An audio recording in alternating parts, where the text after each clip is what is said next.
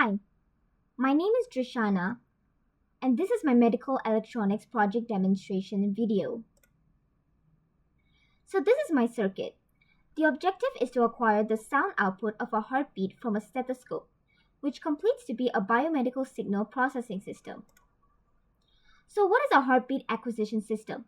The heartbeat acquisition system is a medical or biomedical setup or device used for detecting and recording the electrical signals or sound signals of a patient's heartbeat for the purpose of monitoring, diagnosis, or analysis. Let's understand the different parts of the signal processing circuit. First, we have the microphone. The stethoscope captures the sound vibrations of the heartbeat, and the vibrations are transmitted into acoustic signals. The microphone captures the acoustic signals of the heartbeat from the stethoscope acoustic output and converts acoustic signals into electrical signals, but the electrical signals are too weak, so these electrical signals must be amplified for further processing. Secondly, we have the preamplifier. It amplifies the weak electrical signal that was produced by the microphone. The preamplifier circuit provides voltage gain that is generally between 10 mV to 1 volt to amplify the weak electrical signal. This is to ensure that the electrical signal is boosted to a level that is suitable for further processing or recording in the low-pass filter and audio amplifier stages later. Like all amplifiers, the preamplifier does introduce some noise and distortion. However, the preamplifier keeps these effects minimal. So when the preamplifier boosts the weak electrical signal, the preamplifier preserves the original waveform as accurately as possible.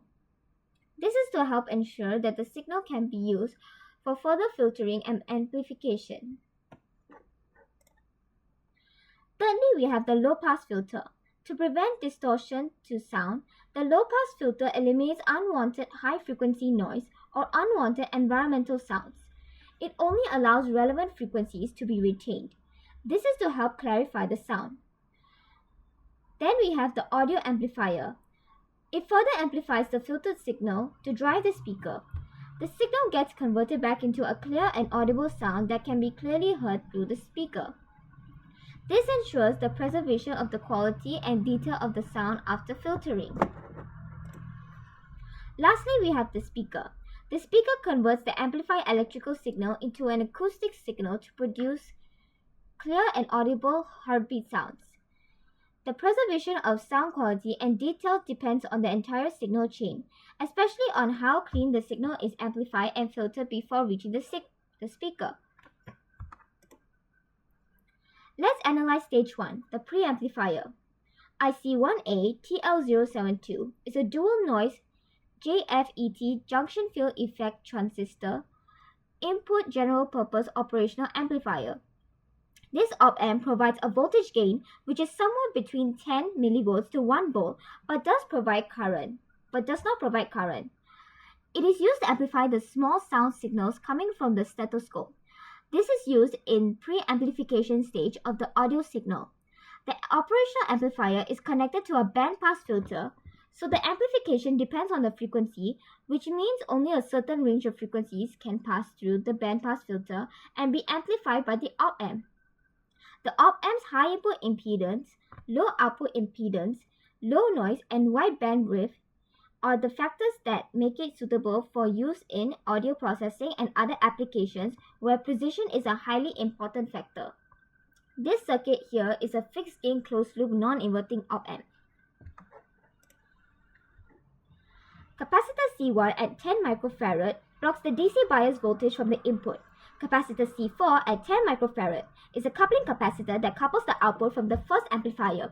It blocks DC offset voltage from being amplified in the subsequent stage because if any DC input offset is amplified, it will produce a larger DC output offset, meaning that the output signal will be pushed closer to one of the rails of the power supply and reducing headroom for the signal to swing up or down. Hence, the output waveform will be cut. Therefore, capacitor C4 passes the AC signal while blocking DC offset voltage. Capacitor C1 and C4 are placed near the power pins of the op-amp IC1A to reduce noise and stabilize the power supply, ensuring that it operates correctly. The 10k ohm resistors R5 and R6 Form a voltage divider as they are connected in series in between VCC and ground. This voltage divider circuit creates a reference voltage of 4.5 at the non-inverting input of the op-amp IC1A to bias the AC output at the output pin at 4.5 volts. This is to prevent the negative peak and positive peak of the AC output signal from getting clipped.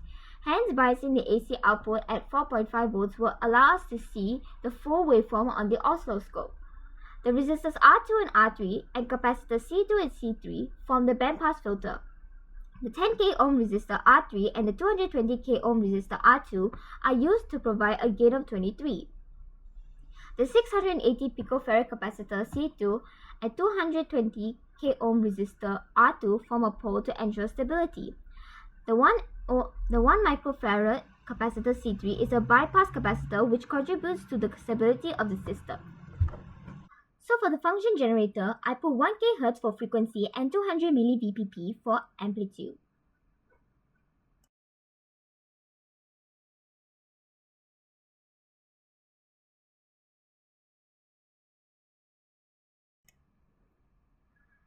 So for stage 1, I connect channel 1 probe to TP1 and channel 2 probe to TP2.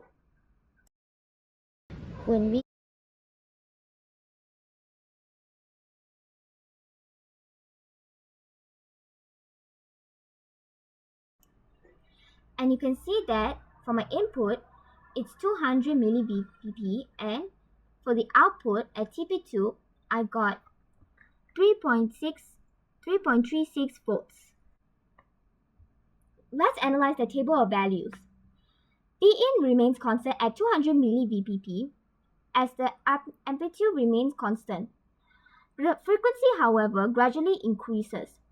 At low frequencies, from 10 to 20 Hz, the gain starts at 10 and increases to 16.5. Vout increases from 1.7 volts to 3.3 volts. Lower gain results in lower voltage gain. At mid frequencies, from 40 to 100 Hz, the gain increases more rapidly from 20.5 to 22.5. Vout increases from 4.1 volts to 4.5 volts. Gain and Vout reach their peak values in the gain is closest to the value of the passband gain 23, and higher gain will result in higher voltage gain. At high frequencies from 500 to 4000 Hz, the gain starts to decrease from 21.5 to 6. Vout also decreases from 4.3 volts to 1.2 volts. Outside of the passband gain will decrease, and this is observed at higher frequencies. So this is a graph sheet with all the values from the previous table plotted onto this graph. So the highest frequency would be 1.2 kHz and the lowest frequency would be 16 Hz. So the bandwidth would be 1.2 kHz minus 16 Hz, which would be 1.18 kHz. So this is how the waveform shifts due to single supply mode, as I mentioned earlier. R5 and R6 form the voltage divider. So this is how the waveform shifts due to single supply mode. As I mentioned earlier, R5 and R6 form the voltage divider, and this enables the op-amp to work in a single supply mode. So this is the original waveform, and in single supply mode, it cuts off at the negative part at the negative cycle, and it also acts as a level shifter. So the negative cycle can be displayed and it won't be cut off. In stage 2, the preamplifier, we have R9 and R10, which is another pair of resistors connected to VCC and ground, which creates a voltage divider. It biases the AC output at 4.5 volts at output at pin 7 to prevent the clipping and negative peak and positive peak.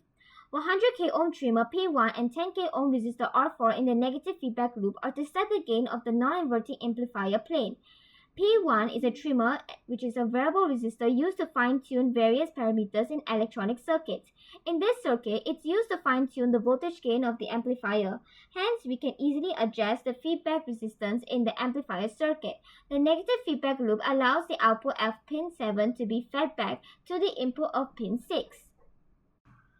So for stage 2, I connect channel 1 probe of the oscilloscope to TP2 and channel 2 probe of the oscilloscope to TP3.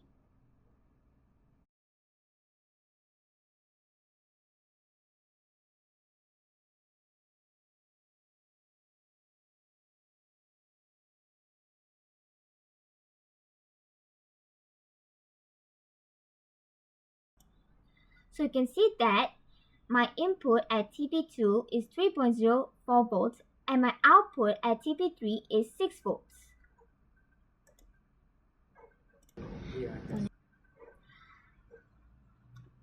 Let's analyze stage 3, the low pass filter. IC2A TL072 is the second TL072 IC in this circuit. This op-amp is patched as a Sallen key second order low pass active filter. It allows signals with frequencies lower than the cutoff frequency to pass through while filtering out frequencies higher than the cutoff frequency. Second order means that it provides a roll-off rate of 40 dB per decade beyond the cutoff frequency. This is steeper than the first order filter. It also further enhances signal quality. C5 and C8 are DC blocking capacitors, which allows the AC signal to pass through without blocking the DC bias voltage. They are placed near the power pins of the op-amp IC2A to reduce noise and stabilize the power supply, ensuring that it operates correctly. R11 and R12 resistors are connected to VCC and ground, which acts as a voltage divider and supplies voltage to op-amp IC2A. Capacitor C7 is a capacitor that adjusts how feedback from output affects the filter's performance, controls the transition from the pass band to the stop band, affecting the filter's roll-off characteristics. So for stage 3, I connect channel 1 probe of the oscilloscope to TP3 and channel 2 probe of the oscilloscope to TP4.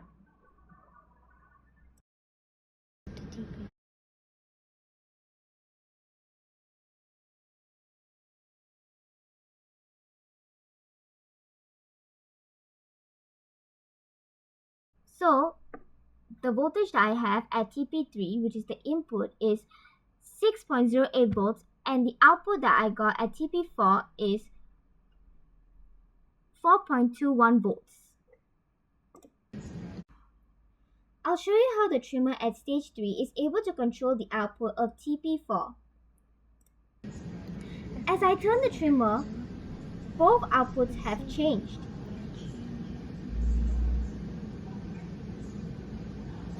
This is because test point 4's output is affected by test point 3.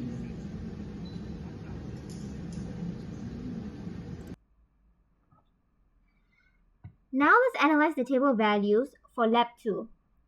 At low frequencies from 20 to 50 Hz, gain remains at 1 as Vin and Vout remain the same. This means that the filter allows these low frequencies to pass through. Voltage gain also remains at 0, meaning that the signal doesn't change as well. At 100 to 500 Hz, Vout starts to decrease and the gain decreases from 0.98 to 0.96. The voltage gain also decreases from minus 0.18 dB to minus 0.35 dB. This shows that the filter is starting to filter out high frequencies from passing through. At 800 to 1500 Hz, the gain drops more rapidly from 0.86 to 0.58, and the voltage gain decreases from minus 1.31 dB to minus 4.73 dB. At this point, the filter is actively reducing the higher frequencies.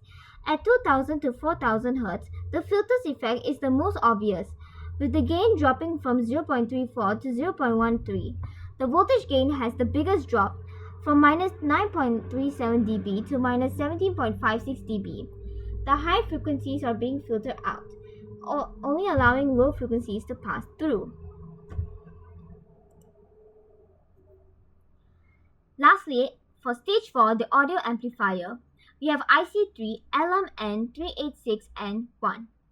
This is a low voltage audio amplifier IC that's commonly used in audio amplification for its simplicity and effectiveness. This IC is to provide enough current to amplify the audio signal from the preamplifier and the filter to a level that can be heard through the earpiece. It has a default gain of 20 and still behaves like an amplifier. It is also designed to operate on a single power supply and consumes minimal power. C13, a DC blocking capacitor, which allows the AC signal to pass through without blocking the DC bias voltage.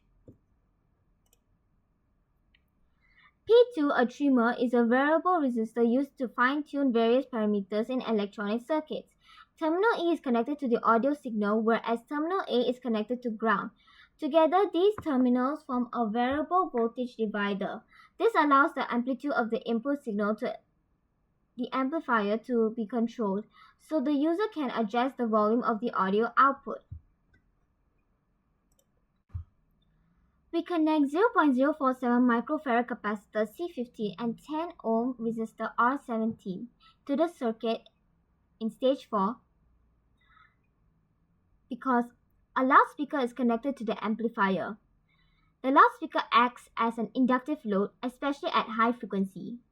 By introducing a phase shift, this inductance can interfere with the amplifier's performance, which can lead to instability or high-frequency oscillations in amplifier designs that are sensitive.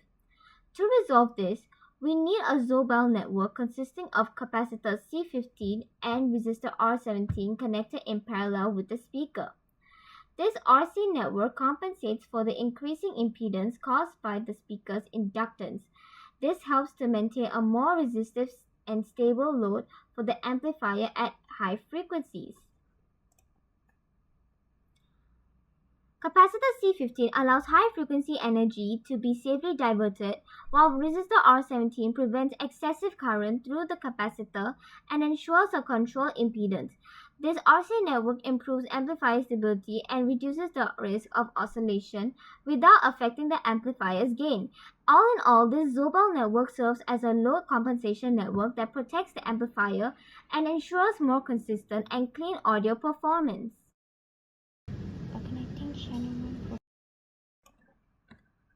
So here I connect channel 1 probe to TP4 and channel 2 probe to TP5.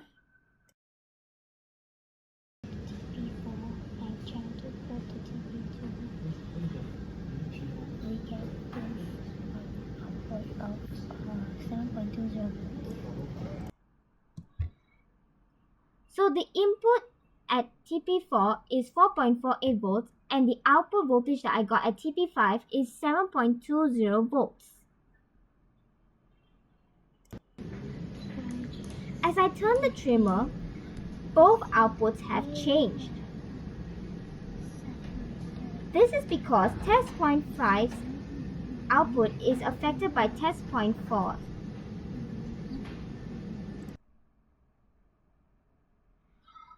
In conclusion, this is how the entire circuit works.